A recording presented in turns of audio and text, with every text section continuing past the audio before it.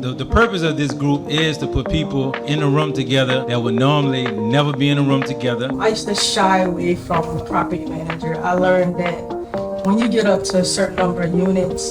Wow, that was a good feeling. So I think that was 2012, 2013. There are investors who are my clients that haven't even bought it yet. Awesome, guys. Well, welcome to this meeting of the Westbank Real Estate Investors. I'm Steve Keighery from Home Buyer Louisiana. I'm filling in tonight from Millhurst Jr. He's away tonight, enjoying some time off with his family. So you guys are stuck with me tonight. But more important than me, we have a very special guest, Mr. Bob Norton. I think a lot of you probably know Bob Norton. He's a real estate specific CPA. He does a lot of people's accounts and CPA work that are investors in Louisiana, myself included. But he's also an investor, a broker himself. So we're really pleased to have him here. So how about we give Bob a warm welcome. Thank you. So Bob, as a mill will always start, tell us what got you into real estate investing in the first place? So when I was 8 years old, I was riding around town. I grew up in northern Arkansas. I was riding around town with my dad, and we kept passing these signs that said, "Build to suit." And I said, "What is this?" And he said, Can you the microphone? Yeah, you might even need to hold them, Steve, because we can't hear you guys at all back here. My one as well? You as well. so anyway, we were riding around. We saw these signs that said, "Build to suit." And I asked my dad, "What is this?" And he goes, "Well, they'll build a building there for anyone that they would ask them to do that and to rent it out." And I said, "Well, why would they do that?" And he says, "Well, because the person renting it out would make money. Would pay them to build the building and then make money for the rest of their life." And I went, "Well, that's pretty cool." And then, so I was interested a little bit in real estate at that point. And then later on, when I graduated from college, I was riding around, and we're in Charlotte, North Carolina at this point, and with my girlfriend, we were looking at apartments. And there was this one developer there that built these really nice apartment complexes, and she was looking at renting a place, and we were looking at those. And and my grandmother lived there, is the reason I was there, and I went to her and told her, "Oh yeah, we're going to these apartment complexes by this developer." She goes, "Well, he's our cousin." I went, "What?" And so at that time, I should have actually gone and checked out with him and said, "Give me a job. I need a job. I want to learn this stuff." But I didn't do that. But it was one of these things. Real estate was always like, "I'm going to do this one day," and you kept putting it off. I didn't do it. And then time passed even further, and I was sitting at my desk one day and said, "I grew up to be an accountant. Maybe I should look at getting my CPA license." And so I went back to school to take some accounting classes because I had a finance degree, not enough accounting classes. And when I got to the tax class and saw the ways you could meld taxes with real estate with your regular business and save all this stuff, I said, "Oh, that's it." And it's like I went and got my broker's license, I got my CPA license, and then I started investing in real estate. But it was like God kept tapping me on the shoulder, and then finally when I was sitting in that class, he kicked me in the ass. He said, "You better get up and go." So you got like all those licenses at the same time? Yeah, I passed the CPA exam. Well, I went ahead and got the broker's license because, it was pretty simple to do. It was mainly contract stuff, and I'd been doing contracts for a long time. And then the CPA license I passed, and then I had to work with a CPA, and that's when I discovered that CPAs don't know crap about real estate, and I knew all this stuff, and I was like, "Oh, I think I might have a niche," and then it just grew from there.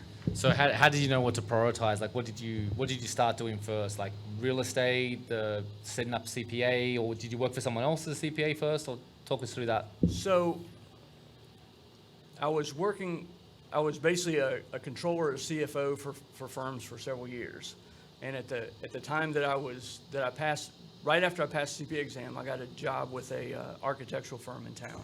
And they were doing a lot of historic adaptive reuse stuff, basically taking historic buildings, fixing them up, condos, whatever it would be. And then they did a lot of historic tax credits. So I got involved in the commercial side from that aspect. But from personally, basically my broker's license went in effect the day after Katrina hit. And so it's like, well, that's just great. Can't do much with that. But I got, of course, in the mail, a little flyer from Ron LeGrand, and went to one of his things, ended up buying his whole damn package. And for the next year and a half, I went through every one of his classes in that thing. But I came back from those and just started implementing them, saying, well, he says it works, let me try it. And then, so I bought a subject to house and flipped it. I bought some land. I used private investors. I pretty much didn't do anything with any of my own money. And so I kept doing the creative stuff and just sort of specialized in doing that. Talk us through that. What's the first real estate deal you did? Was that the subject to one? Yeah. Tell us about it. Tell us how you got it. Well, yeah. So I started. I'm also a big direct response marketing aficionado. So I was doing a bunch of direct response stuff, which means, I was finding lists. I was building my own list. I went through the tax assessor in St. Tammany Parish, found everyone that didn't live at the property and stuff. So I had out of area or absentee owners. But then I was also, because I was a broker, I was going through, I had the MLS set up that every time something expired, I just sent a postcard out. I want to buy your house. And so this woman called me. It turned out when I looked up her house, she had it listed with 2 realtors, which means a whole year, 6 months. A realtor contract, listing contract's about 6 months. So it's like she's been through 2 of them. And she called me up and said, I know you're an investor, and I know you won't pay me a lot for my house, but I need to sell this sucker. I said, I'll come see you. So I went and sat down with her. It turns out she was a hoarder. That was the reason she couldn't sell her house. You walk in, everything's 4 feet high. There's little trails, stuff. I sat there and talked with her for about an hour and a half and stuff. I said, well, here's what I can do. And I said, I'll just take over your payments, because she wanted to move to Colorado. I said, let me just take over your payments. She says, well, can I get some, like $5,000 to move? I said, I didn't have $5,000, but I said, sure. And then, then she sits there and I said, but I need you to call the bank and find out what you really owe. And so she calls me the next day and says, I owe $5,000 more than I thought. I said, well, I can't do that then and pay you $5,000. She says, well, what if I just give you the house? I said, I think I can make that work. So that was my first deal. I did a subject to, because no one told me I wasn't supposed to do that for my first deal. And so it just went for then it took me a year, 13 months to rehab the thing, because my wife and I decided we wanted to do it ourselves. Last time I rehabbed a house. I now point and write checks. It's like, I'll rehab a house, but it's like, I'm not going to be doing it myself. How did that go? And you said you flipped it. So you bought it subject to, and yeah, I was going to, but it was adjustable rate mortgage. Not a good thing to get on the subject to, but this is right before the market started to slide in 08. I got it like in 07. And so every time it adjusted down. I said, this is amazing. But I was worried that I knew that the amount of the note, it was too thin to really rent it out. And I was trying to find a lease buyer, an option buyer, whatever, to do a lease option. But the area that the house was in also was eligible for the rural development loans, or the urban, the USDA loans. And so and at the time, people were having a hard time getting loans because the banks were pulling out all this stuff.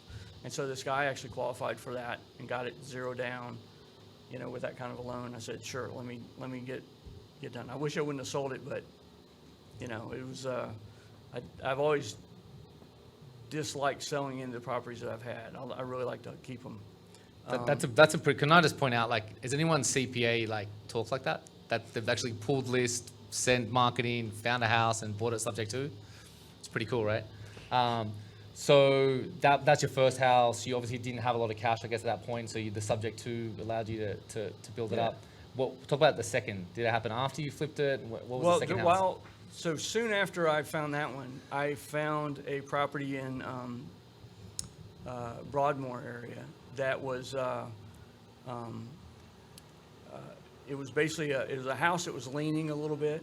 It was on a lot, and I bought it for $10,000, but it was already slated to be demolished by FEMA. So I figured, well, if they're going to tear it down for free, I have a lot. The lot should be worth about $30,000, so I can't lose. It turns out no one wanted to buy lots after Katrina in that area of the city. Mm-hmm. But I didn't put my own money in. I had a buddy and it basically said, hey, let me borrow, I'm buying it for 10 grand. I said, let me borrow 15 grand from you. And I think I'm gonna sell this and I'll pay you 15% interest. He goes, sure. So I get the money, we buy the property. It takes me 5 years to sell that property. He kept asking me, so what's happening with the lot? I said, you want it? It's like, no one wants this damn thing. Finally, someone calls and makes an offer on it. And I basically said, you know, if I have to do that, I'm doing a short sale. And so he said, well, he called me back the next day and said, well, we can do this. And so he went up several $1,000s. So I went to my buddy and said, here's the deal. I've got a buyer for this thing. I can't pay you the 15%, but I'm going to give you everything from the sale. And he says, well, you should make something. I said, well, the city charged me $325 to transfer the title. Why not? I'll get reimbursed for that. He goes, sure. And so, and this was, I held this thing during the downturn, right? And what's really funny is I seen the next week after we closed and got all this stuff, he goes, this was the best investment I had. I said, he made like 5% a year on that. Everything else he lost his ass on. So I said, hey, real estate, it's a winner. You just got to be able to hang in there. Mm-hmm. So that was the second deal that I did. It didn't really make any money on it, but you learn all this stuff every time you do a deal, and that's the key thing. And then, and of course, at the same time, I'm still working with this architect that's doing all these buildings, and so we're doing all this development around the city. And there's a lot of money coming in after Katrina, and so the buildings were going up like crazy. So. And I'm basically helping him run the business, and I'm doing all the analysis. I'm doing pro formas for the stuff and coming up with the projects. So I was learning a lot from that side of the business and the whole city and everything. So that was pretty cool. Awesome. I bought not around that time. My parents were living in Charlotte, and they were renting, and they were complaining about. And in fact, they were renting from our cousin. That's how they got into the damn place anyway. But it's like they were complaining about rents going up every year. And after Katrina, I was flush with cash because of I was fully insured. You know, the house was damaged, so I got paid off a bunch of money. And I said, well, I can fix the rent problem. I figured I was going to be paying the rent at some point in the future, so I figured let me buy a house now and fix it. And so we found a house. I bought it. And I got what's at the time was called a liar's loan, which is basically your credit score is good, and they ask you, can you afford the payment? And you say, yes, I can. They said, well, sign right here. You've got a house. What I didn't realize is like I should have been buying a bunch of damn houses at that time. I was like, let me buy them all. But I still own that house. My brother lives there now. He doesn't pay rent consistently, which I sort of expected when he was doing it. My parents did for a while, and then till they couldn't. But the house is like almost tripled in value. So I'm doing good there. And it's still a very low payment. Where was that located? That's up in Charlotte, outside Charlotte. Okay, yeah. Yeah. And so, you know, and then for a while, you know, because, you know, when we hit the meltdown, I was highly leveraged because basically I had almost no money in this. Everything was based on debt. And so, you know, and I was trying to spend a lot of my time working on real estate deals, so I wasn't worrying about other income because I was still living off of insurance money from Katrina. But that started to run out, and it's like, oh shit, I got to go get a job. So I cranked that back up and just started focusing on the CPA thing and working for the CPA and working as many hours as possible. And of course, I did all their complex clients, so all their business clients, but all the real estate clients, because when they realized I knew what these guys were actually doing, I could explain stuff to them. And what was really funny is I'd be at a table with them, and they come in, they say, here's what we're doing, here's the deal. And I would say, have you tried this, or this? And they look at me like I grew 3 heads, and they said, how the hell did you come up with that? It's like, well, no, it just seemed obvious to me. Yeah. And so, so I had a lot of fun doing that, and I basically, we focused on basically just reducing debt. So I got to the point where I had, other than the mortgages on the few houses that I still had, I basically had no debt at that point. And that was the first time that I felt financially free because I still had this huge income stream because I was out there making money, but had no debt. It was like, wait a minute, this is the way it's supposed to be, right? but I can't get away from not having debt. So You sound like you read some Dave Ramsey at that time. no, I didn't. I haven't read anything by Dave Ramsey. I know who he is and all this stuff. I was reading Kiyosaki, which Okay. is the opposite, right? Yes, it is. But I learned the difference between good debt and bad debt. That was what the thing was. So Yes. it's like I paid off all this bad debt, and then got out from underneath all the real estate deals that were problems. Kept all the ones that were making me money, and then came out of that on the other side, and then I started buying real estate again. So I've got properties in. I've been buying in Mississippi. I picked up one last week, which was funny because I got I go to a lot of REIA meetings. You guys see me here a bunch, but I go to a bunch of them in the region. And so I met some people in Mississippi, and this wholesaler had negotiated a subject-to deal in Gulfport. And she sent me a message on Facebook and said, "Hey, I got this deal. You're interested?" And I said, "Yes, I'm interested. Send me the info." And she goes, "Well, I got a buyer looking at it this weekend." I said, "Okay, well, if that doesn't go through, let me know." And then on Monday, this was last week, and on Monday, she sends me a message saying, "Well, the buyer says the numbers don't work out for them." I said, "Okay, well, send me the numbers." And then, there was a house that it had a tenant that hadn't been paying for a few months. The guy wanted to get rid of it because he lived out of state. And, but the tenant was theoretically moving out soon, or at the end of the month. And this guy didn't want to make any more payments on it. And then there was some rehabs that had to be done on it. And that was where the numbers didn't work for the other person. And then what's really funny is after I got off the phone with the wholesaler, the person who was the buyer for the prior weekend calls me up and says, "Bob, I walked this house this weekend. It's a deal. I just got to figure out how to make it a deal." And so we started talking about it. She told me what, she walked through with a person who's a contractor and said, "Here's all the problems we have." And she sent me stuff. She sent me a few grainy pictures, but, saying this is the problem that I have with it. And then we get on the phone and I said, because, it was like $25,000 in rehab. And I said, "Well, why do we need to rehab it? Why don't we find a tenant buyer that will rehab it for us?" And so that's what we've got. So, and then it turns out she had a contact in the Hispanic community, and it was a business owner there that has other friends of his that are looking for properties to buy. And I said, "Well, call him up and see if he knows anybody that's interested in a property." And so she did. She calls me the next day and she goes, "Yes, he's got 2 people that are interested." I said, "Well, that's great." She goes, "And here's a copy of the check. I put a deposit down on the check for whatever." And I walked into my wife and said, "I think we just bought a house." I have not seen this house. I haven't even been over there. And so we closed like several days later. Then they called me up and said, "We're closing on Tuesday." I went, "Tuesday?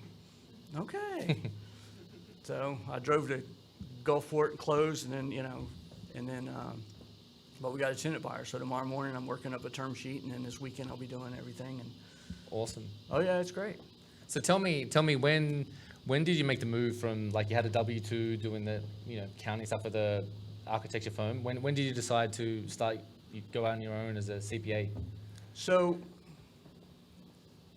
it was a transition over a period of time. So after Katrina, I set up a company for my real estate venture, which was basically the realtor business. And then not long after that, my wife gets a call from a friend of hers, and there was a local firm that needed a bookkeeper. And I had trained her to be a bookkeeper. And we went to meet with them, and they hired my wife to do books for her on a part-time basis. And so we started running that through my company. And then I did a little bit of real estate stuff through that. But I was still working for the architectural firm on basically a part-time basis, and I was working for the CPA firm and stuff. And then what was really funny was I'm a marketing guy in a sense, and I'm out talking to people. And it's like I started walking the CPA firm. It's like, "Hey, I got a new client." And I went, "What?" Yeah. So it's like, and then I started doing that so often. He says, "A new day, Bob, it's a new client." It's like, but then we hired this landscape we brought this landscape company. It was 2 partners. One guy did the operation, the other guy was the money man. Well, after we finished doing their tax return and everything, they had a falling out. The money man calls up, the investor basically calls up and says, "I'm going to pay my half of the bill. You can collect your half from the other guy." And, well, we couldn't collect from him. Obviously, he didn't have any money.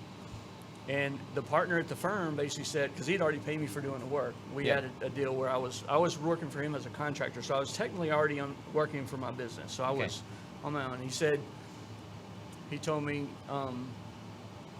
well, since he didn't pay and I've already paid you, I think you should pay me back the portion that he didn't pay that I paid you. And I said, so what you're saying is if I bring in a client, I'm at risk? He says, yeah, I think that's only fair. I was like, okay, I can live with that. Every time after I stopped bringing clients, they all become mine. My business started at that point. And it just started growing. It's like, hey, they're all mine at this point. If I'm going to take risk, I'm going to take the risk. And then, and at some point, I was doing so much on the side that at the architectural firm, I'm still involved with them, but I'm now more their virtual CFO. Uh-huh. I go in once a week, fix things, do whatever. But I trained the person who's now the business manager there. She started working for me 4 years ago, and she's doing a great job. But then I think it was about 2018 was when we officially stepped out, and I basically I'm completely on my own. And but that's basically when I was just on my own as a CPA. Yeah. Okay. And well, I mean, what have you learned as a CPA? Like looking at a lot of people's finances. I know a lot of realty people. Yeah. Like, what have you learned looking at other people's finances? So, well, I get to see a lot of transactions. I get to talk to a lot of clients through their transactions, and then the first thing I see is they've gone on the internet or they've listened to a guru and they've structured their business completely wrong for taxes. It may be fine for the legal side because there's really not too much you can screw up there, but for taxes it was all wrong. And so the first thing I do is I sit down with them and we straighten out their situation. You basically need, if you're doing flipping and you're doing buy and hold, you need two entities. You want to separate those two cash flow streams, because the IRS, if you're a flipper, the IRS treats you as a dealer, and as a dealer, when you own property, that means that the property is inventory for you, which means you can't depreciate it, you don't get capital gains, you can't do 1031 exchange, you can't sell an installment sale. All the benefits of having real estate, you can't do if you're a dealer. So you have to show that you have different intent. So you set up a different company for that. So everyone comes to me with everything in one entity, and it's like, okay, we got to straighten this out. And a lot of times and on top of that, they put it in an entity, and then they talk to a tax preparer and says, well, you need an S corp. So the worst thing you can do is put real estate in an S corp or a corporation or anything, because you can't get it out without paying tax on it. So you can't move it around. So if you're just going to sell it, that's fine. But if you do a 1031 exchange, you got to put it right back into it. So it's like it's trapped there for life. Now there is a way to get out of it that I came up with within the last year. Is basically you sell it, you buy a replacement property, and then you cost seg the hell out of the replacement property, and it offsets that gain. So there's a way to get it out. Mm-hmm. And then so you basically did, and that also is like a 1031 exchange is where you sell a property and you buy a replacement property and you defer that gain. But if you sell a property and you can't find a property within the timelines in 1031 exchange, what happens is you don't have a 1031 exchange and you pay gain on that sale. Well, you can also sell a property, take all the proceeds from that, because no one's withholding tax on this, take all the proceeds from that, buy a replacement property. When you find it, you don't have to worry about the stupid rules, and then you can do a cost seg study, and that will accelerate depreciation on your building, and then that will actually offset the gain. So you basically can do a 1031 without going through the rules, which has a bunch of advantages to it. For So sure. I have clients doing that kind of stuff. But the other thing that I see that they make the mistake is that they sell their rental properties. Like recently, this last year, it's like everyone's selling their rental properties. Why are you doing that? It's like, because they're worth so much money. It's like, but you can't, but the only thing you have to buy is an overpriced property. You're going to pay tax on this. What are you doing? You had a cash flow stream, you have the golden goose, and you just sold your golden goose. It's like, don't sell the golden geese. Yep. It's like, and the other thing is like, well, it's up in value. It's like, well, why didn't you refinance it and pull all that money out? And that would have been a tax-free money you can use to reinvest. Mm-hmm. So But, you know, if you sold it and then you bought it and you were able to buy another property, that's okay. But I see that, well, a lot of people make that mistake. The other thing that's sort of funny is that I see a lot of real estate investors investing in crypto. I haven't found anybody yet who's made any money in crypto. They lose hundreds of thousands of dollars, but they don't make any money. And what's really funny is they're talking about, well, because of all the, you know, all the gain you're going to get from it. And I said, so if I buy a house for $1 and it makes me $2 a month, what's my return on investment? That's more than you're going to ever get out of crypto, and I'm talking small dollars here. Now, if I buy one with $0, how many houses can you buy at $0? You can buy a lot of houses at $0, and you have an infinite rate of return. So, crypto is, to me, it's just speculative. And if you want to do it, that's fine.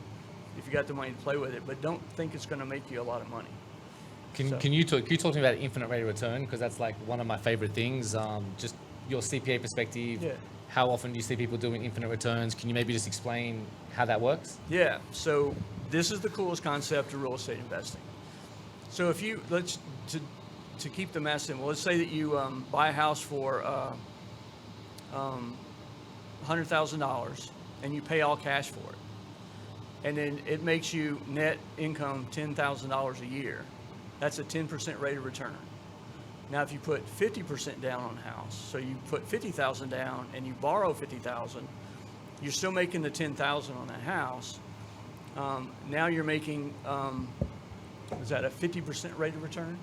So you've gone up quite a bit. And then you just keep doing the math and doing that. But if you get down, it's like, so what happens if you put up $10,000, you do a down payment of $10,000 and you're making $10,000. Your cash on cash return at this point is, 100%, right? Well, as you get less than putting $10,000 down in the same house, your rate of return goes up. And then finally, when you put down, if you put $0 down on it, that's an infinite rate of return. And the guys on Wall Street don't even know they can do this. Now, some of the hedge funds have figured it out. BlackRock might have figured it out. Some of them have figured out that they can do this, but they're still putting out too much cash to buy this stuff. They're not doing it the way we're doing it. I have a lot of guys that call me up or getting started. It's like, what's an acceptable rate of return? I said, well, I'm getting infinite on mine. So I would say that if you're getting less than 30%, it's not good. And they look at me, what? And they're used to getting 5% in the market or whatever. It's like, well, how do you get 30%? It's like, then I got to go and explain, okay, here's how you do everything. But your rate of return is a combination of the example I just gave you is a cash on cash return. But you're also getting, if you borrow money, you're getting the equity buildup from your tenant paying down your note. So that's a rate of return every year that's adding to your wealth that you didn't have to put money for. So that adds your return. And also, the property is going up in value every year. So that adds to your rate of return. And it's going up in value based on the property value, not on your investment. So that actually kicks up your rate of return even higher. So you can get to higher rate of returns by just playing around with the numbers and figuring out what you can invest. And then the BRRRR strategy, which Steve uses a lot, is great because you can put money in, because the idea is your rate of return is based on your annualized rate of return. So if you buy a property for $100,000 and then you rehab it, and say you put in another $50,000 in there, now it's worth $200,000, and you go refinance it and you pull that $150 out that you just put in, you've got $0 in, the tenant's making the note, and you have an infinite rate of return on that money. And so that's the secret of the BRRRR strategy. Just like pause it there, like just that is the most powerful thing I think about the BRRRR strategy in real estate. And there's subject to other ways to get infinite returns, but you heard Sterling Chapman talking about it last month. If you were here, you've heard Josh Wilson talking about it. If you can buy the house, take all your money out and still get a return, that's infinite. Even if it's only $100 a month. So $100 a month, it's still, when you're at zero cash in, it's an infinite return. I think it is the most powerful tool around. Because how many properties can you buy if you go put your money in? Yeah, an infinite number of properties. Infinite. Yeah. For sure.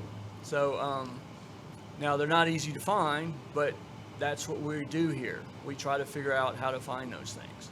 And so the marketing and understanding the market, I'll get to you in a second, is an important part of what we do as real estate investors. You had a question? So the question was, what happens if you buy a property in LLC and instead of selling the property, you sell the LLC?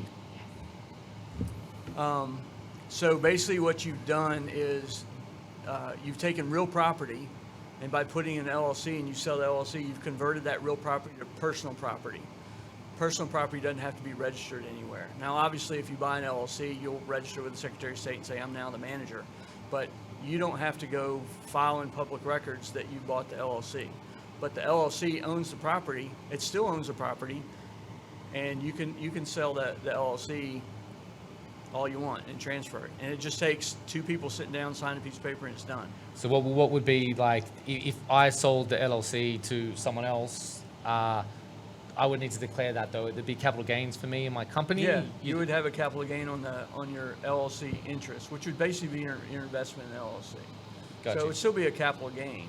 Now, if you did it in a short period of time, it would be a short-term capital gain. But because you're selling the LLC interest, which is considered, it's like stock, right? It's would be considered a capital gain. And so if you're a dealer and you're putting things in LLC and you're flipping them, you could probably get away from the dealer stuff because you're selling it as capital gain. So thanks for asking me that question. I just came up with that. So now I'm gonna have to start implementing that one. But the benefits of selling the LLC or moving the LLC is that, sometimes this happens a lot with businesses other than real estate, is that sometimes the LLC has like permits, trademarks, different things that go with the LLC that if you change the building or you sold the building or whatever, you'd lose that stuff. So if you have say you have a building in somewhere in town where they've rezoned it, but because you've been there, you're grandfathered in and there's stuff, but if you sell the building, they lose that variance or they lose that and now it goes back. Well, you could sell the LLC and it doesn't change the variance because the owner of the building never changed. It's owned by the LLC. Just the owners of the LLC has changed. So there's strategies you can do that. Go ahead. So another thing too, let's say I have an LLC, right? And it has an asset, which is a property, and I want to sell it to Steve, right? And the property now has increased in value. Now, you can refinance, right? Take the cash out, so then you just possibly sell the LLC unpaid. Does that make sense? Yeah, well, the LLC would have the debt. So if you sell the LLC, you're selling the debt. The debt goes with the LLC. Correct. So this is a way to buy something with zero money by the seller. The seller doesn't have to go buy the financing, buy the LLC, it's all done. Yeah, but you're going to, so say you have, just to make the math easy, you have a property that's worth $100,000 and then, and you have no, and let's say you bought that for $10,000 long ago. And then you go and refinance it and you pull $90,000 out of it. So you get a 9% loan to value. And then you turn around and you sell that to another person. Your equity in the LLC interest is still only going to be that $10,000. You're still going to pay capital gains tax because it's based on the value of the business, which is what you had invested versus what you sold it. So now you got the 90 grand out, so you got that cash, but then they might buy it from you for 10 grand. That's the difference between the fair market value and the debt. And then they, so they could get it cheaply and then take over that debt because it's part of the LLC. So basically, the buyer is a way to finance the buyer without the buyer. Yeah, except the only downside to that, it depends on the stuff, but usually with small businesses, whoever lends you the money makes you personally guarantee it, and that doesn't go away until the debt's paid off. So you could, because if they stop making the payment, the bank's going to come and sue you and collect all the money out of you, even though they got the building now. Yeah. So you got to look at all those dynamics. But Tell me, Bob, when you're looking at properties, like how do you as a CPA, like, but for your personal properties you're buying, like how are you analyzing it? What are you looking for Well, I in a do deal? the same thing everyone else in this room probably does. It's like I look at what are the rents. I basically first, is it going to cash flow? Because if it doesn't cash flow, it's like I'm not buying for appreciation. That's sort of lagniappe. I know the property's going to appreciate, but I'm not going to buy it just for that. So I want to make sure that it's going to pay for itself. And usually, because I don't need the cash flow from the property, I don't mind if it's a low cash flow in the beginning, because I know that the cash flow is going to grow. But I leave all the money pretty much in the property, because I don't want to be in a situation where I have to put money in if I can avoid that. So I just let that money build up till it gets to a certain reserve, and I pull that out. When I'm analyzing them, I'm just looking at the same thing. How am I getting to that cash flow? Is it going to cash flow? And I add in all the reserves and everything. A lot of people come to these like, you know, I can rent it for $2,000. The note's only $1,500. That gives me $500 of cash flow. I said, no, that sounds like it's upside down to me. Because when I had property management, I had CapEx and maintenance and all this stuff, you're really thin on that. So What would you use as a, for maintenance, CapEx? What would you allow for that?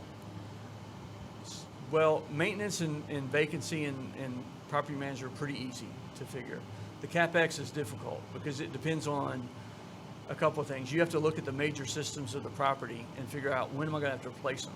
Because if you set aside, I'm going to just set aside 15%, well, that's great, but the roof goes out next year, you're putting money in. So your CapEx depends on how long, how much life you have left on the major systems that you're going to have to replace. So, I look at that. If I buy a house like this house that I just got, they just replaced the roof a year ago when Zeta came through. So it's like, woo, don't have to worry about that one for a while. So, and then the tenant buyer is going to take care of all the maintenance until he doesn't and moves out, and then, I got to step in and fix it. But I'm taking that risk on that. But if I'm buying something that's just going to be a straight rental, and I'm not going to do anything, I'm just going to buy and hold it without trying to get a tenant buyer and something like that. I'm going to run the different numbers and make sure that it's there. Okay. And then, but the CapEx I'm going to look at, and I'm going to know that I'm going to have to spend some money at some time. So you'll and I try to figure work out that in. Yeah. Got you. Typical CPA answer. That makes sense. Tell me, I'm curious, like risk versus expense. Like, do you if it's in a flood zone X, are you getting flood insurance? How do you think about that? Yes, I buy flood insurance because just because it's in a flood zone X doesn't mean it doesn't flood. And with the weather events and the way that development's going, the problem with a lot of flooding is the areas that used to absorb all the water, we're covering them with pavement, and there's nowhere for the water to go. And within the last decade, you can look around the country and you see areas that never flooded, and all of a sudden it's like they're just, what happened? Like Columbia, South Carolina, I don't know, within the last 10 years, they had this major flooding event. Never happened in the history of the city. And then they had, because of too much paving and development, I don't know if a dam broke, but they had heavy rains one day, and they got all this flooding. So that can happen anywhere. But if it's in a flood zone X, or if it's far away from water, it's cheap. And the way I look at it is, I had flood insurance on my house in Katrina. It basically paid for all the flood insurance I'm ever going to buy for the rest of my life. So I buy the flood insurance. It's a good way to think about it, for sure. Yeah. And tell me, you mentioned to me about, I don't know if you bought it or you're looking to buy it. Did you buy your office building? No, I was looking to buy this guy approached me, a referral from a client. I helped him sell his house, and he was looking to sell his commercial building he owned in Slidell. And he was a CPA. He had retired a few years ago. He had bought the building back in the early 2000s. And he had this bigger building. He converted it to basically an executive suite situation. And he had it filled up with tenants. And he was willing to do owner financing. So I'm sitting there going, okay, I'm gonna talk with you and everything. But the problem was it was in a flood zone in Slidell. And it had, I got the flood stuff on it. It had 3 major flood events, which one was Katrina, One was the May floods way back in '95, if you guys remember that. And then sometime in early 2000s, I don't remember what hurricane or flooding event that was. It just might have been heavy rains. And the problem is like they were all greater than this. So in FEMA's list, the next one would be fourth one, you're out, basically. And so it's not a matter of if, it was when. And so I looked at that and said, because I was going to buy, in this case, I was actually going to buy the LLC that owned the building. Okay. Because it came with all the tenants, it came with all the stuff. You know, I called up a title attorney buddy of mine and said, can you check to see if there's anything that's outstanding on this? And then, of course, I called Courtney because she has access to stuff. I said, you see any liens on this sucker I don't know about because I'm worried about that. And then he said, nope, it's just the mortgage, and it's like confirmed it was in his name and all this stuff. So so that was good to go, except the partner that was going to go in with me, when he found out the flood stuff, he got cold feet, and he goes, I don't want to buy a building in a flood zone. And so then I'm sitting there going, okay, how can I make this work? It's like, well, I can make it work if I can lower the down payment and all this stuff. And it's like, but then all the money will be going to the guy selling it. Why the hell would he need to sell it? So it just, the numbers just couldn't get him to work. Yep. Now I could have probably haggled with him a bunch, but it's like, you know, and then I'm still stuck with a building in a flood zone. So I basically passed on that after going through that. But Okay. yeah, but you know, the building I'm in is for sale, Okay. but at least like a sieve, so I'd have to put too much money in to fix it. Although they're asking way too much money for it. So it's still gonna be an opportunity. I'm just gonna wait them hang out there, and then I'm Yep. gonna probably approach them saying, okay, well, what if I give you this for it and see if I can get something? So And we'll see. what are you looking at going forward? Like, what are your goals going forward? Are you looking to grow your portfolio aggressively? Are you pulling back? Like, what's next for you? My plan is to get up to probably 10 to 20 units. Mm-hmm. Probably singles or maybe up to fourplexes. I'm not really interested in apartment complexes, although I wouldn't pass up one that's a really good deal. I like long-term tenants, and the more units you have in a property, the shorter the tenants stay. And so I figured if I can find some good single-family homes and good locations, I can have long-term tenants. But yeah, I'm going to keep growing that. Yep. I had a guy call me about a year ago, and we were talking about stuff, and he found me on Bigger Pockets. He read something I wrote, and he said, you know, I've read a bunch of stuff with these guys, and it's like, and all these real estate investors I talk about, it's like they all have jobs. Like, I have a CPA. It's like, if real estate's such a good thing, how come you guys are working? I said, well, let's see. If I retired, what would I do? I would work on my hobbies. My hobbies are buying real estate, building businesses, and helping my friends get wealthy. I'm getting paid to do that now. Why would I quit? So, but I also told him, I said, the other thing too is that, you know, is that one of the things is when you start buying real estate and you figure out how to buy real estate and you figure out the system, it becomes an addiction. It's like you're going for the next deal. It almost doesn't really matter because you don't need to buy them anymore. They're just fun to buy. And then, so I don't ever see me stopping buying properties because I got my two daughters. They need to have some wealth, so I gotta buy properties and stick that so they can have. So it's the generational wealth. I'm just buy properties for them, or they won't know it. I'll buy it in their name, and then since I'm getting things for free anyway, what the hell? Why not? And tell me, did you? Because obviously you got your broker's license, right? Do you ever actually like act as? Is that just for MLS access, or did you act as a broker? Did you sell? I do. I mean, I don't actively seek out and try to do stuff. If I'm not only licensed in Louisiana, I've thought about getting a license in Mississippi, but when I'm working with a broker, I work the hell out of them. So they're worth whatever I pay them. So I don't mind paying them because I'm going to make them work for it. Yeah. But yeah, I use it right now for MLS access.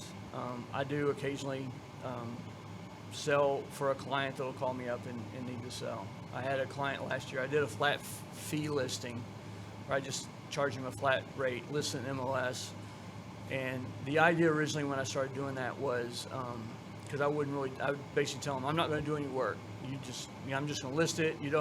No, that's not how it works. All the brokers or agents that are looking at the house, they call you first. Everything goes through you. So I finally resigned it. So I stopped doing that as much. But this was a client that's been with me for like 15 years. I said, yeah, I'll help you do it. And his wife was an appraiser. So I said, so what's the house really worth? She goes, well, we have it listed for this, which is a little more than the market, but the house right across the street is under contract. They told me what their contract is, and it's going to set a new record for price per square foot. It's a little bit smaller house. I said, okay, well, let's set the house. And it's like, we got it under contract. It turned out they had some damage to the house from Ida that they couldn't see, and then the inspector found it when they did the inspection. So that one fell through. We put it back on the market. Another woman came through and she got it appraised, and then it took like a couple of weeks, but the house across the street, maybe not a couple of weeks, yeah, almost that way, and the house across the street finally sold, reset the price point. And then we didn't come down on the price at all for what we had. We sold it at the full price. The woman who made an offer on it got financing. The first woman was going to pay cash, so she wasn't really worried about that. She had it appraised a little bit less than what we had it listed for, but then she walked away because of the damage. She wanted a turnkey thing. She didn't want to worry about anything. Well, this next person came in. They fixed all the damage, obviously, right away. And we left it up there, and she got it appraised. It came in and appraised at the listing price because of the other house. And then the bank said, we want a second appraisal, because it basically reset the price point in the whole freaking neighborhood is the highest price per square foot of any house that's sold. And the second appraiser came in and said, yep. And of course, I'm sending him all the comps, and I'm sending him all the stuff and saying, here's what they did, here's all the improvements they made in the house and all that. So I'm feeding them all that information because I know what these guys are looking for. So I thought that was pretty cool. Okay. That I got, set a record in that neighborhood. But Awesome. Okay, so I'm going to get some questions from the audience in a second, but before we do that, I want you to pull out your crystal ball. Do you have a crystal ball? Tell me, like, what are you seeing in the market over the coming period? What are your thoughts in what's coming? Well, interest rates are going up, so that's going to have pressure on house prices. We're already seeing that because basically, if a person's making a fixed amount and the interest rate goes up, they can't afford the same amount of house. So fluctuates. The insurance rates have been killing us here. That's been killing deals because people get a quote, they'll get approved for a price on a house, they get the quote from the insurance, and it's through the roof. It just kills the deal. Then they can no longer get approved for that amount. That happened after Katrina. That'll settle itself. It may take a few years, but that'll fix itself. I don't see rents dropping anytime soon. So that's going to be what's going to hold up the market. Because, I'm looking at if the prices come down on houses and people start getting desperate to sell, that just means there's more opportunities for me to buy. So I bought a property in Gulfport, which is a duplex that we converted to an Airbnb because last year I was thinking, how the hell am I going to buy stuff when everything's so overpriced? And then I started looking at Airbnbs and went, oh, simple, as long as I can cash flow it. And so we're trying that, see how that works. And if that works, which so far it seems like it's doing okay, I'm going to buy more of those around. And but I don't see the economy crashing. I mean, we could go into a recession. It would probably be sort of mild because the Fed's aggressively trying to keep us out of a recession. There's a couple of signs out there that we're heading to a recession, but they're not all there. So, and the funny thing about recessions is that we can go through one, and then the government comes back out after they look at all the statistics saying, hey, we just went through a recession. It's over now. And so the cool thing about recessions, though, is there's opportunities in recessions. So you get in the media, which I don't watch much TV, the media tries to create fear in the market and everything. So you just got to stop listening to the media. But the good thing about that is it's making everyone else afraid of what's going to happen, so that those of us who aren't afraid can go out there and find good deals and grow our business and whatever. So, you know, I'm optimistic about the opportunities that are coming up. For sure. I'm in the same camp. I think it's exciting. Awesome. And so Emil actually wanted me to ask you a question more about managing cash flow for real estate. So a lot of real estate people, we're sort of like buying deals, you know, got money in this, we're flipping that, we've got rentals. Like, what's your recommendation on managing cash flow, and how do you see your clients doing that? What are your thoughts around that? Well, that's a good question. I have clients that are using Profit First. If you haven't read that book, it's good for managing cash flow. It's really a book about budgeting, but they don't talk about budgeting in there, but that's essentially what it does, is teach you a way to budget. If you're a startup, Profit First doesn't work because you got to actually have profits first. And when in a startup mode, you're buying stuff. So I see a lot of people that right from the get-go, they say, well, we just put $5,000 in capital. Should we put aside 10% of our profit? I said, no, it's capital. Invest it, make money with it, you know? Yeah. But the key thing about rentals is I see people, like I said, what I do is I buy a rental and then I keep all the cash flow in the rental. The money is, every rental is a business, is the way to look at it. And that business needs money to thrive and grow. And so you can't pull all that money out every month from your rental, because otherwise you're gonna be putting money back in. So you have to build up reserves. And if your cash flow is really thin at the beginning, you've got to let it build up for a long time. The cool thing about a rental is that if you can do that and you don't have to live off the money from your rents, the money will build up and you'll forget that it's building up in the account. And then next thing you know, you got this big pot of money that you can use to buy another rental or so. What I see is people that are doing wholesale deals or doing flips, they get a big chunk of cash at one time, and then they don't think of the ramifications for taxes, because wholesaling and flips are the most expensive real estate business you can be in, because you're paying self-employment tax on all that money. And they don't set aside the tax for that. And by the time the tax time comes around, they've reinvested all the money in maybe their next deal, and then they're scrambling to try to figure out how they're going to finish that deal up so they can sell it, and now it's time to file taxes and they don't have any money. And so they have to sell the deal just to pay their taxes, which causes a problem the next year, because now they got another deal they're going to have to pay tax on. So so you have to plan for that. There's some strategies you can use. The key thing that is basically, if you're in the rental game, you're paying the lowest tax possible, because you get to depreciate the properties, but you also don't pay self-employment tax. So because you can depreciate, you can shelter some of that cash flow from tax. But if you're in the flipping business, you can buy a property, fix it up, rent it for a period of time, and then sell it. You're a landlord, and you get to sell it, and you get long-term capital gains. So you still get all the equity. It just takes you longer to harvest the equity out of your property than immediately getting it. So if you start looking more long-term, you're going to be better off from a cash flow standpoint from that thing. Awesome. And guys, and for Emil watching, Profit First is a book. You know, I use it myself as well. It's a really good way. I recommend the book highly. And you basically have like 5 foundational bank accounts. So when you get a check from a flip, you know, you're meant to allocate some to a account you can't touch, which is for tax. You know, some you allocate amount for profit. You allocate some for reserve. So that's a really practical book to follow. Cool. And before we go to questions from the audience, I got my own question. But who here uses Bob as their CPA? Quite a few of us. So Bob, who's making the most money?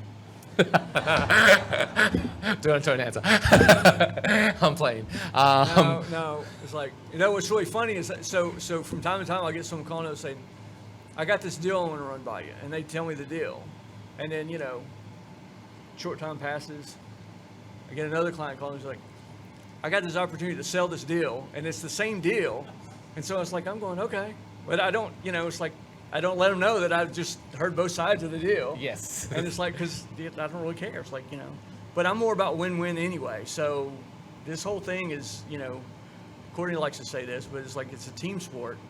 But, you know, if your seller, if you're buying something from somebody, if they're not coming out ahead or getting value out of the deal, you know, you're not you're not creating the best situation possible for the whole thing. And it comes back to an abundance versus a scarcity mindset. So with abundance mindset, there's plenty for all. It's like we're just trying to help each other get through life and get the things we need. Whereas a scarcity mindset, it's all about competition. It's about hoarding money. It's about you win and lose every time. And those people don't thrive very well. But the abundance mindset is like they find opportunities or things come to them because they're open to that. So I'm all about that. For real. I quote Bob a lot. I don't think you know this. Because Bob said something to me once, which I just thought was so powerful, and it was so powerful coming from my CPA. But I was complaining about I paid some stupid amount of money to fly to Australia during the pandemic, and Bob just looked at me and goes, Steve, it's just money. Just go create some more. For real though, for real, like that. I thought that really was powerful, and coming from like my CPA, it's like just create. Look at real estate while you were there. You could write it off. And save some money and all that. So that abundance mindset I think is super important. So that's awesome. So we'll do needs and wants in a minute. Before we do, we'll just get some questions from the audience. Please, Bob is a CPA. Don't ask personal. Ask general questions that can benefit. Don't ask about your tax return specifically, but definitely ask some questions that can be typical for people to learn from. So, and we might just repeat them so they can get captured on the audio. But who's got a question? So just to repeat the question, to minimizing tax burden for flipping, wholesaling, what's the best way to minimize that? So anything you spend on your business is a deduction. So when you're doing a flip though, if everything you spend on the rehab, including the cost of the property, is a deduction. So the sale price minus what you have in it is your profit. If you do a lot of those, you're going to have a huge amount of profit in the year. You get to write off your overhead expenses, which is, could be salary if you set up as an S corp, which I recommend for if you got a bunch of flips. But it's all your overhead, your mileage, your cell phone, your marketing. You're doing a lot of stuff that you're spending on your business just to find this stuff. You can write off all of that. And then so the problem that you have though is that if you're doing too many flips, you can't spend the money. The worst thing to do is spend money to try to save on taxes, because what you're doing is you're spending $1 and you're saving 33 cents in taxes, but you're still out that 67 cents that you could have kept in your pocket. So paying taxes is sort of something you have to do, but you structure the deal in a certain way. Like I said, with rent it out for a while before you flip a few so you can cover your living expenses. The rest of them you should start moving into rentals, and then harvest that gain later on. And if you put it in the right entity, then you can harvest that gain. You can pay a lower tax rate on it, and you won't pay self-employment tax. That's the killer. What's the best entity to have for So the best entity is for flips is really in Louisiana you want to have an LLC. I pretty much recommend LLCs everywhere. But you have an LLC, and that LLC gives you opportunity. The IRS will allow you will tax you based on your choice of how you want to be taxed. So by pairing an LLC and being taxed as an S corp, you can pay yourself a salary, and you can split your profits into, or your earnings into profits and wages. And wages are what gets taxed for self-employment tax. The profits do not. You still pay your regular marginal income tax rate, but you're saving tax then. So I have a lot of guys that are doing flips, and they've got an S corp. But then your rentals you want to have in just an LLC. You don't want to have it in an S corp. And then the benefit of that is that because we use a lot of debt in real estate, you get to write off your rental losses, and you get to use that investment that's the debt that the bank put in as part of your investment. So there's a rule called the at-risk rules. If you're not at risk for the process, which means you don't have the money invested in it, you can't deduct it, the loss. It gets suspended. But because of the way they've written the rules for real estate and for partnerships, which is when an LLC is taxed if you have more than one member, is that you get to use the debt as your basis, and so you get to write off the loss even though you didn't have the money in there. So that's an advantage of leveraging and stuff. Whereas if you have it as an S corp, it gets hung up because they don't allow you to use that debt unless it's debt that you lent to the S corp, which we're not doing that. We're borrowing from the bank. So, but anyway, so the answer is basically try not to flip too many and try to rent them out for a period of time. That's going to definitely save you some tax. Yes. Well, to get a long-term capital gains rate, that's a year and a day. 1 year and 1 day. So you got to hold it from the time you buy the property. So, which can include your rehab time in there. But, so you have to hold the property for a year and a day. I had a person buy one on August 31st 1 year, and he sold it August 31st the year after that. Short-term gain. He could have closed 1 day later, and he paid a lot less in tax. Now, of course, I found out about this after, he did it. This is why it's really important to talk with your CPA or Bob if it's yours before you sell. Because a lot of times you'll say, no, call that title company, tell them, hold on a day or two. Yeah, I had a client that he bought a house in southern Alabama, I'm trying to think, on the Gulf Coast there, Gulf Shores, and he and his wife lived in it. Their kids were grown up and lived away, but the kids kept visiting, and so they realized the house was too small, so they wanted to buy a house down the street that was bigger. And then they found a guy that would buy the house from them, but they hadn't owned it for a whole year. And he calls me up and says, we're buying this house, or we're selling the house, whatever. I said, wait a minute, how long have you owned the house? He says, well, we moved in, whatever, it was like 9 months. I said, you can't sell it. You're going to have a short-term capital gain. I said, work out a deal with the guy to where you lease it to him for a while and see if he'll do that. And of course, he was buying it so he could Airbnb it. He goes, I don't care. And so I said, and then sell it to him a year later. I mean, once you meet that year. So that was sometime early this,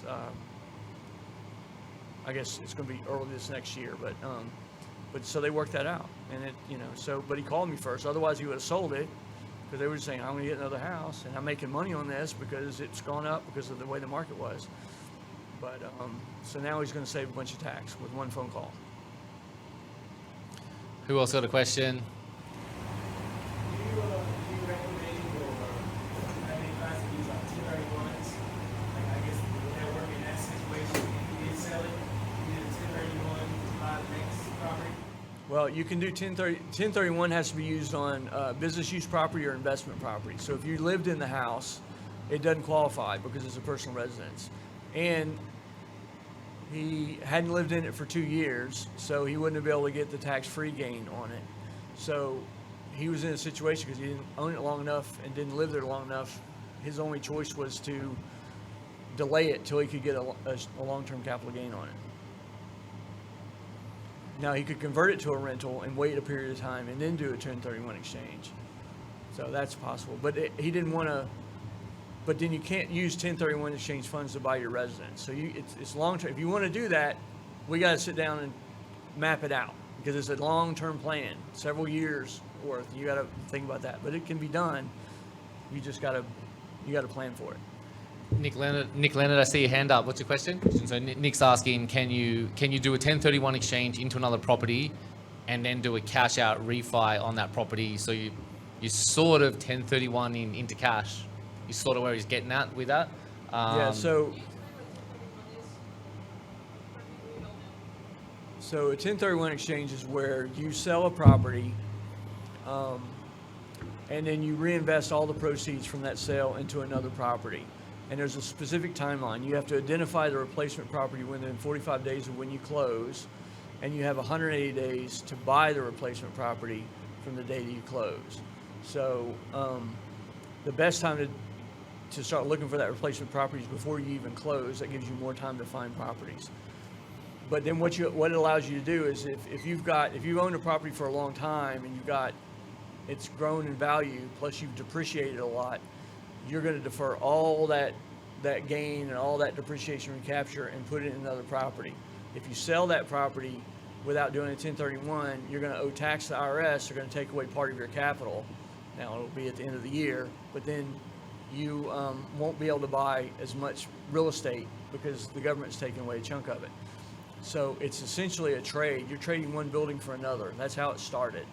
And then, so that's why when you sell something at fair market value, you got to buy something at the same fair market value. Now, what Nick was asking about is what you can't do if you pull any money out of the transaction, whether you sell at the time that you sell the property or the time that you buy the replacement property, you're going to pay tax on that money. So you have to keep all your cash in the 1031. But if you've got a lot of equity in that property, you're going to want to pull that money out at some point in the future. The IRS takes a position that if you do that too soon after you complete the 1031, it appears that your intent was really to pull that money out, and so they consider that boot and you pay tax on that money because it came out as part of the 1031. So you've got to wait.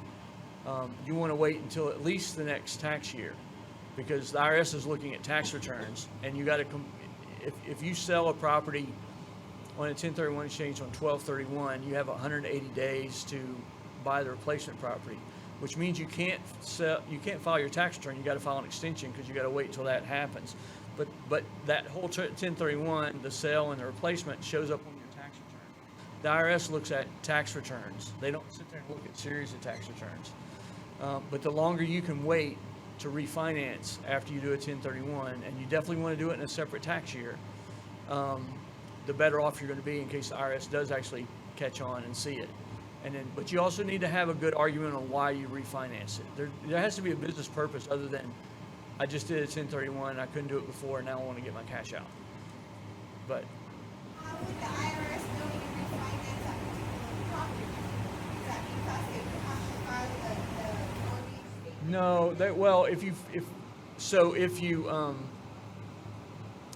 if you file on the same tax return, you're going to have mortgage interest, or it's going to show the numbers are going to change a little bit for that property, but they probably wouldn't notice it from one year to the next unless you happen to get audited for some reason, and then they look at, when they audit you, they look at the past 3 years.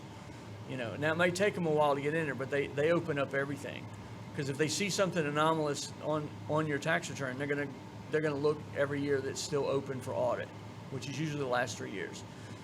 They may not do anything about it if they find it, but if they find something like that and you pulled a bunch of stuff out, the auditor's going to go, cha-ching, I'm going to get a bonus. I want to get, we're going to get tax from you. So How about if you refinance before you sell? So if you refinance before your sell, when you sell the property, that would be okay. You've got to pull the same amount of debt in there. But if you refinance too close to when you sell, the IRS may still consider that boot that you got out of the property. And if you refinance before you sell on the property you're selling, it's more than likely going to have to pay that off to clear the lien, unless you're doing something creative with the buyer. Because you're going to have to borrow money again on the next time. Maturity, you have to match the debt on. Yeah, you have to match the debt. So We'll have like one more question, and then Courtney will do the needs and wants. I think there was a hand up in the corner before, or who? Mindy, you got something? no, there's So no, maybe there- Bob, if you answer first, like, do you think you should have an LLC for each property, and then maybe what the cost of Right. an LLC is? Well, so there is no limit of what you can write off each year. It's just, it's the numbers are the numbers. So whoever was doing that is woefully misinformed. The benefit of an LLC is limited liability protection. That's what it stands for, limited liability company. So if someone slips and falls at your property, they can't sue you. They can only sue the property in the LLC. If you put a bunch of properties in a single LLC and someone slips and falls at one of them, they're all at risk because they can attach the judgment to every single property in there. If your properties are highly leveraged, there's not much equity for them to go after, because if you keep refinancing, even if there's a judgment there. The problem is if there is a judgment within a group, if you're inside the LLC and you get a judgment, you can't refinance any of the properties because you got to pay off the judgment because it attaches to all of them. So to minimize that, if you're worried about that, you can have an LLC for every single property you own. And then you only have to worry about one lawsuit will just affect one property. The problem is there's a cost to maintaining all the LLCs. Now, actually, from dollar-wise, it's not too expensive. And it depends on the state you're in, obviously. California wants to charge you, they charge a minimum franchise tax in California for any kind of business, $850 a year. So if you have 10 LLCs, you're paying $8,500 just for those LLCs, even if there's nothing in them. So in California, they avoid that situation. They try to do it, structure it some other way. But the cost to maintain LLCs is to get that liability protection, you've got to really treat them as separate entities from each other. And the problem with most small business owners is they're taking from this pocket and putting this pocket and this pocket, and it's like they're moving money around across their LLCs as if there's no difference. Well, the court will see them, there's no difference. And so if you get sued, guess what? They're going to be able to go all the way through that whole structure. So you have to have a checking account for every LLC. The rents need to go in that LLC. The mortgage needs to be paid out of LLC. All the bills. You got to treat it as its own separate company. And so that's a cost that may not be expensive in the sense or whatever, but it's going to take your time, or you may have to pay a bookkeeper. And that. Now, if you've got a whole bunch of properties, you probably need a bookkeeper anyway. I have that set up for my situation. I have a property in every, an LLC for every single property. I have a holding company for Mississippi and a holding company for Louisiana. And the holding company actually owns LLCs that then own properties, so I don't have to file tax returns for every LLC. But then I'm really good at keeping books. Yes. Because that's an expensive part, is the tax returns for each of the LLCs. Right. That more so than the Secretary of State, it's the tax returns that become expensive. Right. And I think also really the physical aspect of having to have separate bank accounts, not mixing them. I mean, I've had this conversation with Bob, my insurance person. Like, I've thought about this one a lot, and for me personally, like, I have an LLC with like 11 properties in it, and I got another LLC. Like, so I sort of group them personally, and I'm insured real well across all of them. So the danger is you want a separate LLC for the liability coverage, but I just have a big insurance policy that covers all of my properties. So, when you take that out of it, do you really want the separate bank accounts? Particularly too, Bob talked about profit first, and I believe in profit first. Profit first, I have like 5 bank accounts for each entity. I'm not having 5 bank accounts for every property. That would be ridiculous.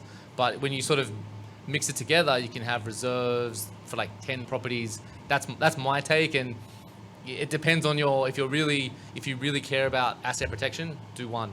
Do one property, one LLC. If you don't care about that at all, then just put them all in one, or in between, you sort of where I'm at. What's your thought, Richard?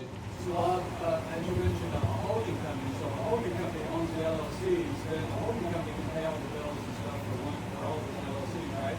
And then if one LLC gets sued, then the liability is limited to that LLC, and then much they off. No, if the holding company's paying for it, then what makes the holding company different than the LLC that's the sub? There isn't a difference. So they'll get right up to the holding company. Okay. Now the holding company can act as a property manager for the rest of them.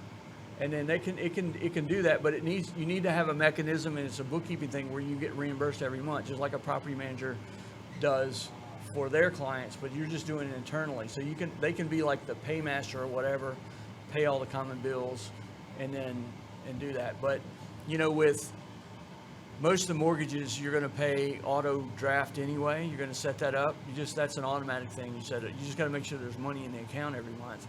What I do is I actually set it up so that I don't keep a lot of cash in the LLC down below. Because if you build up your reserves in there and say you got $50,000 in reserves for the house, and then you get a lawsuit, guess what? That $50,000 goes away just as well. So I keep a month's worth of, basically keep the tenant's deposit in that account, which is the security deposit, which if the tenant moves out on me and doesn't tell me, or they're late on the rent, the mortgage gets paid, and I'll figure it out before the next mortgage is due, and then put more money in if I have to. But then I pull, probably not every single month, but over a period of time, like once a quarter or so, I'll pull the excess out and hold it and put it in the holding company, and that's where the reserves are. And I have a big pooled reserve for everybody, so that if I need that money, I can put it back down into that to do the repairs or whatever the case may be. And so it minimizes a lot of transfers for the profit first, I would have profit first at the holding company, because you could just as easily put that 10% profit amount in the tax amount all the way up and hold it in that, and you wouldn't have to have it in each company. So you could do it that way. So Let me tell you a secret about Bob. He loves beer. Okay, so I guarantee craft beer, but I guarantee you. I guarantee you he's going to be Gattuso's after this, right? And so if you have questions, I might, just to move it along, I might get you to come to Gattuso's, have a beer, and you can definitely ask Bob some questions. I want to get our needs and wants. Courtney is going to do our needs and wants. That PA actually works, Courtney, if you want to get a mic on that. So Courtney's going to do the needs and wants, and we're going to go Gattuso's if you want to kick on for some drinks and food. But for now, just like, let's really thank Bob. I thought that was really awesome. Thanks a lot, Bob.